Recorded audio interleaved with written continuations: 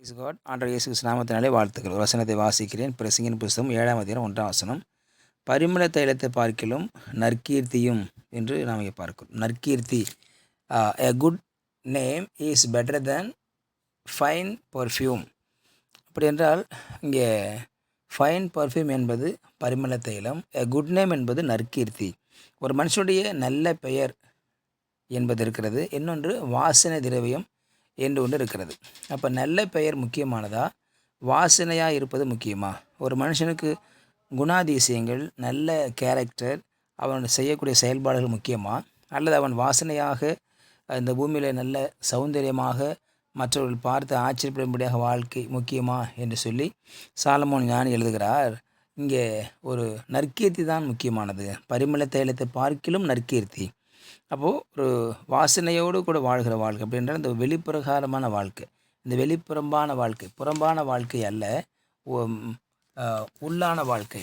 குணாதிசயம் என்பது வெளியிலேருந்து வருவதல்ல, ஆனால் வாசனை பர்ஃப்யூம் என்பது, வாசனை திரவியம் என்பது வெளிலேருந்து வருவது. ஆனால் நற்கீர்த்தி என்பது, நற்புத்தி என்பது, நல்ல ஒழுக்கம் என்பது உள்ளேருந்து வருவது. அது ஒரு நாள் 2 நாள் உண்டாகிறதல்ல.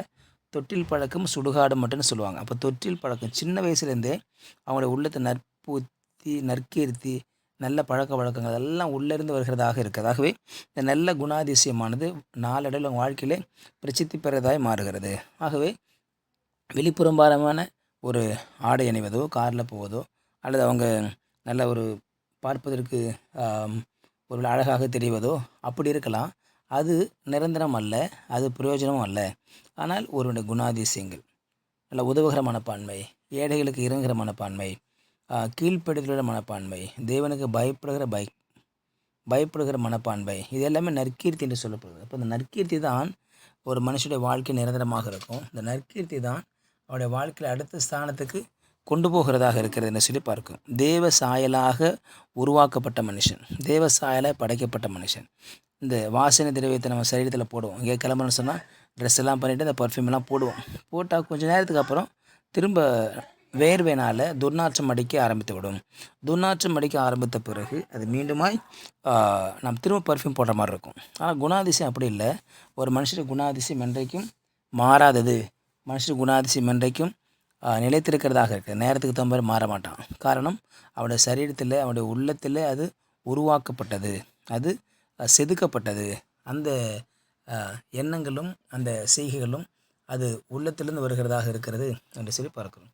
ஆகவே சாலமோன் ஞானி மிக பெரிய பிரபலமாக வளர்ந்தவர், பிரபலமான வசதியாக இருந்தவர், செல்வந்தராக இருந்தவர். அப்படிப்பட்டவர் சொல்கிறார், இந்த உலகத்தினுடைய பர்ஃப்யூம், உலகத்தின் வாசனை, சரீரத்தின் வாசனை ரொம்ப நாளைக்கு இருக்காது.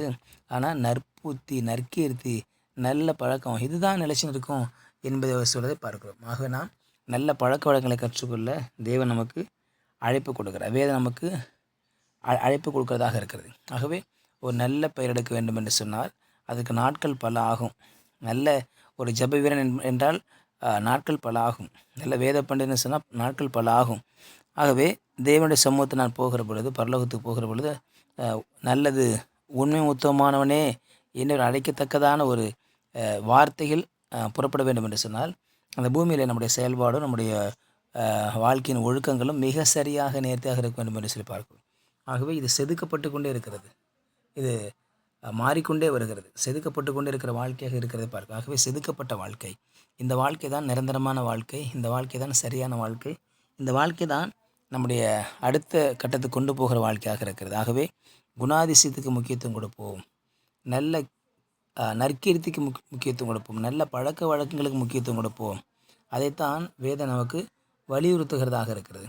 ஆகவே நாம் இந்த பூமியில் வாசனை திரவியங்களாக, வாசனையாக நாம் வெளிப்பட வேண்டும் என்று சொன்னால், வாசனையோடு கூட காணப்பட வேண்டும் என்று சொன்னால், இந்த நற்புத்தியானது, நற்கீர்த்தியானது உள்ளத்திலிருந்து வெளிப்பட வேண்டும்.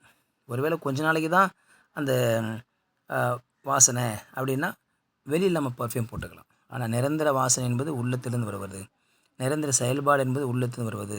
நாம் இருந்தாலும் இறந்தாலும் நம்முடைய பெயர் சொல்லிக்கொண்டே இருக்கும், நம்முடைய செயல்பாடுகள் நிலைத்து இருக்கும்.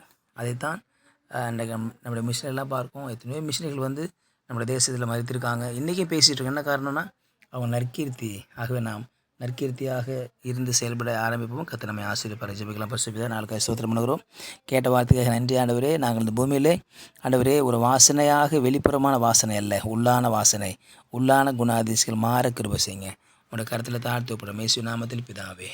ஆமேன், ஆமேன். You will be succeeded.